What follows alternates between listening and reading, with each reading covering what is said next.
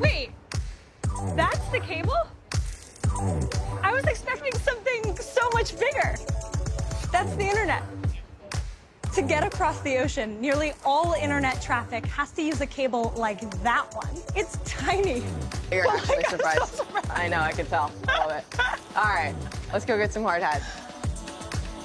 If you're watching this YouTube video anywhere outside of the United States, this is probably how it's getting to you. For most of us, the internet is virtual. It's made of Instagram posts and emails and YouTube videos, but it's also a physical thing. And what it's made of and where it goes matters for how we use the internet now and who will benefit in the future. So I want to know, how does our internet really work? And what comes next?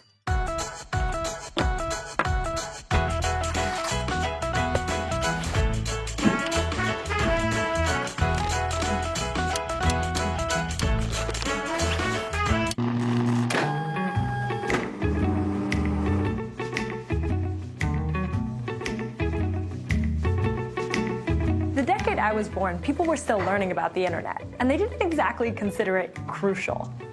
But, you know, I think about this, and what about this internet thing? What the hell is that exactly? And they call it the World Wide Web. You can email anyone. What the hell is email? Can you believe what's possible these days? Conversations through your computer? But now it seems we can't even function without it. Jobs require online applications. Parents around the country know that their kids can't get an adequate education without internet access. I mean, people tweeting that they needed to be rescued and a boat come in. It's truly been life-saving. The internet has become essential to us, but a lot of us still don't know how it works.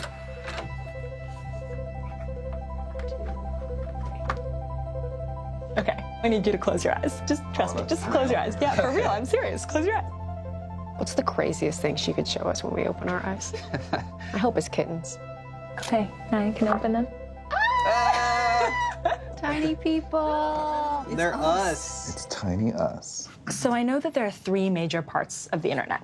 We are on this outer ring. They call it the last mile, but really it's the first and last mile. So it's the texts we send, the notifications we receive, the apps we use. Everything we do to connect or receive information from the internet happens in this first and last mile. And we are inside the box office. Also out in this outer ring are houses, and you guys want to help me put these down? Yes, so trees. all of the trees and all of the houses, all Wi-Fi, which uses routers somewhere in our office or somewhere in your home, and all cell service, which means that you're pinging a cell tower a little bit further away, but still pretty close by. All this wireless technology uses radio waves to send signals into and out of the internet. I'm going to show you how this works. But first, I'm going to take a selfie.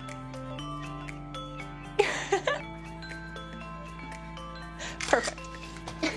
Okay, so this is our selfie. I'd like to call attention to Joss, you've nailed that face. Yeah, it's my go-to. So I'm just going to send this to you via email. Typical email. Typical email.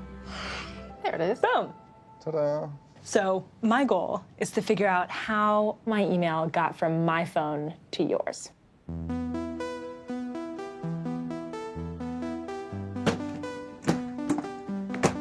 In order for my email to get from here to here, my phone takes that photo and cuts it up into more manageable packets. We've been decapitated. Just me. Just you. So imagine each packet like a letter in an envelope. So if each envelope gets a header, which is a little bit more information that includes Where it's from. and where it's going to, and a bunch of other things that we're not going to talk about. So the format of each header follows a set of rules, and you can think about these rules like the rules of the online postal system, how everything is packaged and sent and received on the internet. So you've probably heard people say that everything that happens in our computer is ones and zeros, right? I have. Binary. Yeah. Which we can think of as a kind of Morse code your computer understands. And everything that you send over the internet is also binary. What? Ta-da! When did this happen? I do magic now. Okay, Incredible. so each 1 or 0 is a bit, and 8 bits is a byte. So if this photo was 1.1 megabytes, that's 8,800,000 ones and zeros. So somehow these binary ones and zeros have to get onto radio waves to be transported to the router. Exactly. Right? Yes. Okay. And that's where I got stuck. So I called up Sundeep Rangan, who specializes in computer engineering at NYU. How does a wave carry binary information? That is a very good question. So the simplest thing you could do is every time you want to transmit, say, a 0, you could transmit one frequency. And every time you want to transmit a 1, you transmit a different frequency. And then as long as the receiver can detect which frequency it is, it can know it's a 1 or 0. That's actually called frequency modulation. Is it also fair then to say that at its most basic, a cell phone is a radio? And it is a radio. It is absolutely a radio. Okay, so waves with binary information have to get from my phone to the router, but then at the router, they have to be turned into something else that can go out the back of that device along cables to get to their next location. Depending on what the wire is made of, it's either going to be pulses of electricity if the wire is copper, or pulses of laser light. So it's a laser, and it just turns on when there's a 1 and turns off when it's 0. So faster than this. A little bit faster than Faster than this?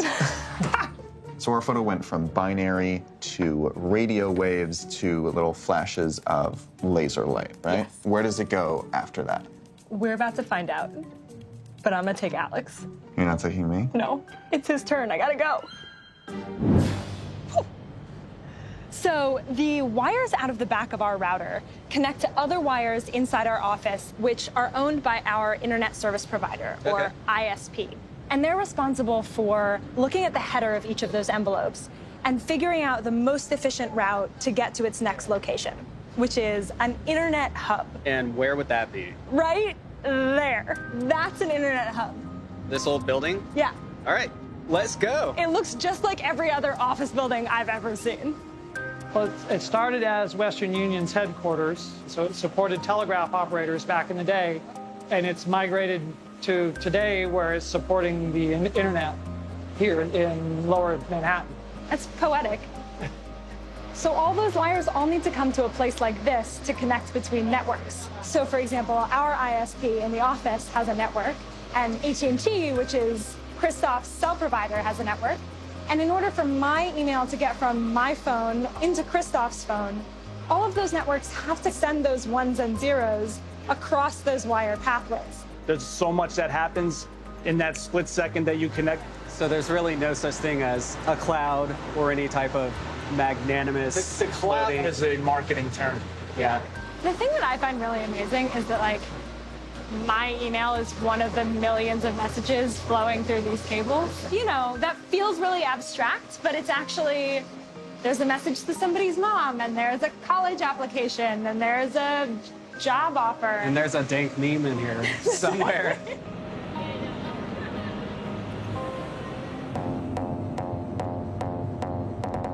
Okay, so my email became a series of waves of light that travels over the tubes of the internet. But what if I wanted to send it somewhere really far away, somewhere on the other side of the world? We're in Newington, New Hampshire, to go to a factory that's going to show us how the internet works at long distances. We're headed into the third layer, the internet backbone. Oh, that's the cable highway. What's a cable highway? That's where the cables go from the factory down to the dock. The company we're going to go see, Subcom, is one of the top 4 submarine cable providers in the world. There's the ship. Hi. Hi, I'm Elise. Hi, I'm Cleo. So nice to meet you. This is the Subcom Decisive. She is a custom-built cable installation and maintenance vessel. She's 139 meters long, which is about 450 feet. Wow. Yeah. The engineering and material science at work here are incredibly complex. But the basic process is actually really simple. Light goes in on one side of the ocean and comes out on the other. So as the Decisive moves across the ocean, the internet cable is going to come out the back and be laid down behind it. And sometimes it's going to be buried in the ocean floor by that machine right there. But most of the time, it's just going to lay there on the bottom of the ocean. So these are the 2 types of cable that we have, the 2 basic types. So this one is called lightweight cable. So that's the one that we would use in the middle of the ocean. And then this piece is the stuff that we use the plow to install and actually bury. And the cable is engineered to be super strong in a lot of ways, but it is also very delicate in a lot of other ways. The wires that carry the light waves themselves are typically made of fiberglass, literally just a continuous strand of glass about the size of a human hair. Why is it that there are so few fibers? We're working on trying to put more fibers inside the cable to get more data into each fiber to make it so that we can send more information on what we already have.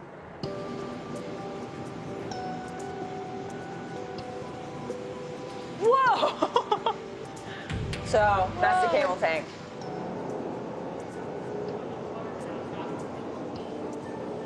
Slow, slow, we got the pipe, we got the pipe. Go and work it over, work it over. What we're doing is we're loading it into the tank in like a continuous spool, right? Is it like 10 tons, 50 tons? Like, oh, we're loading 10 tons in a day. Oh my God, cool. It's gonna end up being about 60 days of plowing. Wow. Yeah, so 70 days total to prep and install it.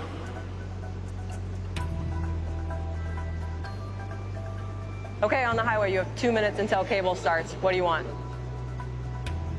What blows me away is just how much hard physical labor is required to make the internet work. Thank you. The craziest thing is that this cable is one of about 400 exactly like it that create a web around the Earth.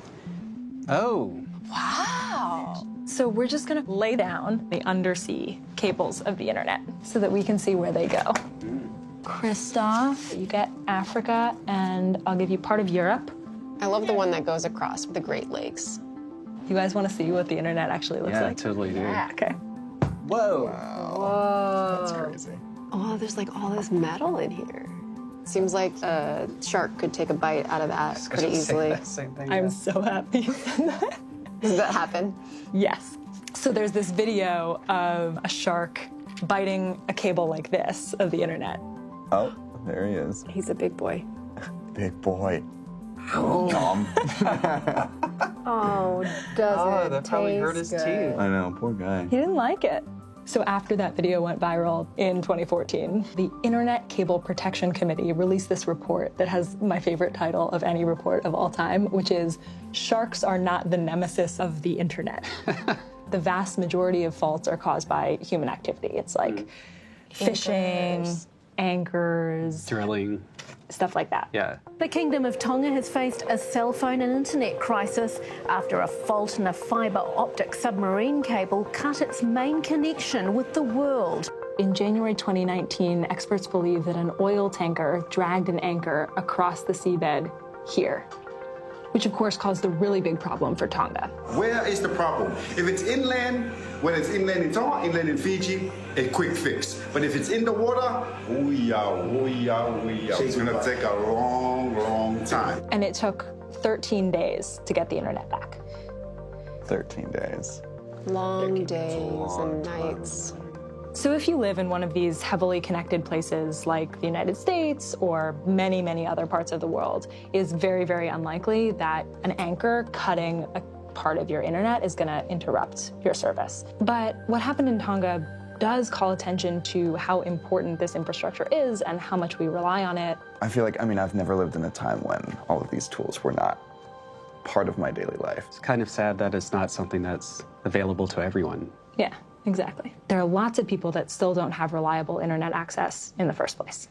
I wanted to find out more about how we could actually solve that problem. So we're here in Nevada to see a company that's helping more people get access to the internet. But before we get there, I have some maps to show you. This is a basic map of the internet backbone in the United States. You can tell just by looking at this map why it might be that some people have a hard time getting low-cost, high-speed internet. Companies aren't as incentivized to lay fiber optic cabling where there are fewer people there to pay them for it. The same applies to low-income areas. This map shows the areas that researchers call uneconomic for companies, in red, meaning that the typical monthly costs exceed the expected monthly revenue. In many of these red areas, people only have 1 or 2 options for internet service providers, meaning that those service providers can jack up the costs. The darker the country, the more people there are paying for internet service. So there's a lot of variety around the world and even within countries in terms of who has access to the internet and at what cost. And that has a huge impact on people. If you haven't heard about 5G, get ready for a faster internet connection. 5G could end up being 100 times faster than what we have now. Instead of having a cell tower every few miles, 5G requires that we literally need an antenna on every square block. Okay, hold on. What really is 5G? And why would it be so fast? Well, remember those radio waves? One of the major innovations of 5G is the ability to use higher frequency waves, because at higher frequencies, you can pack more information into each wave. Here's the catch. At higher frequencies, it's easier to block those waves. I mean, visible light is very high frequency, and I can block it with my hand. That's not a problem for fiber optic cables because they're basically long glass laser light tunnels. But 5G has to reach you wirelessly wherever you are. So that would mean they would need a lot more physical infrastructure. Of course, new infrastructure costs money. Companies have the same incentives for where to put 5G that they had before. Cities, not rural areas.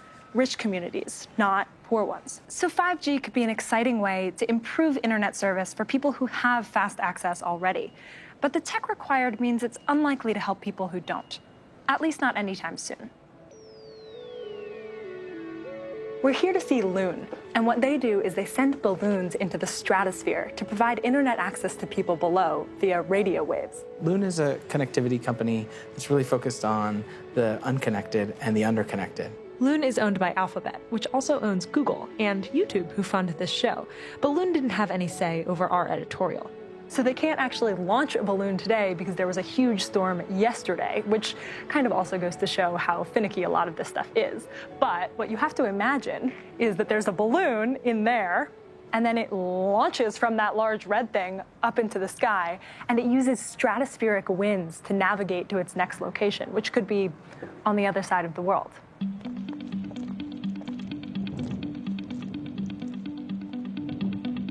So you can see a number of balloons over here in South America, and you can see what altitude they're at, like at 60,000 feet, and basically where they're flying.